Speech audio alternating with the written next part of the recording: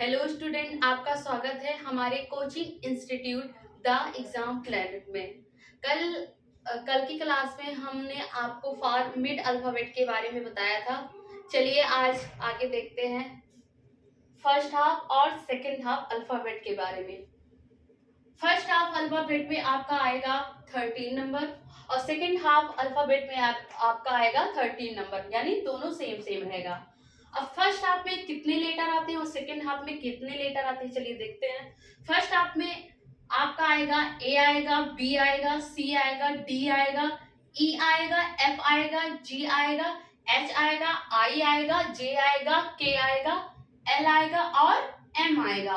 और second half में आपका आएगा एन आएगा, ओ आएगा, पी आएगा, क्यू आएगा, आर आएगा, एस आएगा, टी आएगा, यू आएगा, वी आएगा, डब्ल्यू आएगा, एक्स आएगा, वाई आएगा और जेड आएगा। ये आपकी क्या हो गए, फर्स्ट हाफ हो गए। ये आपके क्या हो गए, सेकंड हाफ हो गए।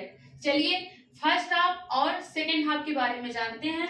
मेथड नंबर 1, जब आपका क्वेश्चन क्या पुटअप करेगा, फर्स्ट हाफ, मतलब when question put up by first half then we consider number is 14। अगर आपके क्वेश्चन में फर्स्ट हाफ के बारे में कोई क्वेश्चन पूछता है तो आपको क्या लेना पड़ेगा, 14 लेना पड़ेगा, ठीक है। चलिए ऐसे सेकंड के बारे में देखते हैं। सेकंड मेथड क्या है आपका, when question put up by second half then we consider number is 40, ठीक है ना। मतलब क्या है, अगर आपके क्वेश्चन में सेकंड हाफ के बारे में पूछता है तो हमको क्या कंसीडर करना पड़ेगा, 40, ठीक है ना। 40 आपके क्या हो गया, फर्स्ट हाफ सेकंड हाफ में क्या होगा, पहले पूरा हम ऐड कर लेंगे, यानी कितने लेटर होते हैं हमारे 26। और उसके बाद जब सेकंड हाफ पूछ रहा है तो हमारा जो 13 नंबर है एक्स्ट्रा ये हो जाएगा, यानी 26 + 13 इक्वल टू कितना हो जाए, 39। और सेकंड हाफ के बारे में पूछता है, मतलब यहाँ से स्टार्ट होगा, इसलिए यहाँ पे क्या हो गया, एक ऐड कर दिया गया। यानी अगर सेकंड हाफ के बारे में पूछा जाएगा तो आपको क्या कंसीडर करना पड़ेगा, 40 कंसीडर करना पड़ेगा, ठीक है। चलिए इसी के बेसिस पे क्वेश्चन क्या है आपका, क्वेश्चन नंबर 1 है कि अंग्रेजी वर्णमाला के बाएं से दूसरे तथा दाएं से 8वें अक्षर के फर्स्ट हाफ अक्षर कौन सा है, ठीक है।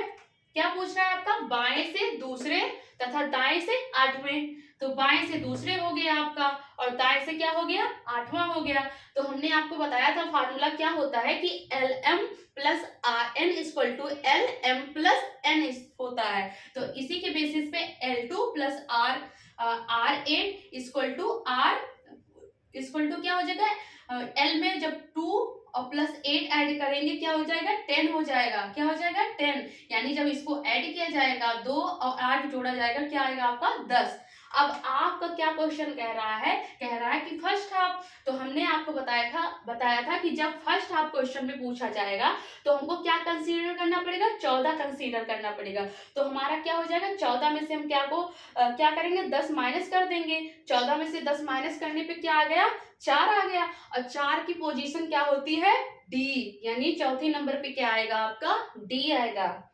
चलिए इसी के बेसिस पे सेकंड क्वेश्चन कौन सा है आपका, ये वाला।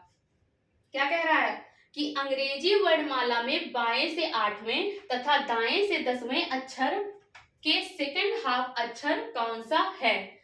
क्या पूछ रहा है, बाएं से 8वें, मतलब बाएं से 8वें मतलब L8 हो जाएगा। दाएं से 10वें, मतलब दाएं से 10वें मतलब R10 हो जाएगा। फार्मूला क्या होगा, LM + RN = LM + N। यानी जब इसको हम ऐड करेंगे 8 + 10 करेंगे कितना हो जाएगा, 18 हो जाएगा। तो हमने क्या बताया था आपको कि जब भी आपका क्वेश्चन सेकेंड हाफ पूछेगा तो आपको क्या कंसीडर करना पड़ेगा, 40। तो यहाँ पे 40 क्या किया जाएगा, माइनस कर दिया जाएगा। तो मतलब जो है क्या हो गया, L 40 - 18 कर देंगे। तो 40 में से 18 को जब माइनस करेंगे क्या आ जाएगा आपका, 22 आ जाएगा। 22 भी कौन सी वैल्यू होती है, V होती है, यानी 22 पे क्या होगा, V होगा। ये आपको समझ में आ ही गया होगा।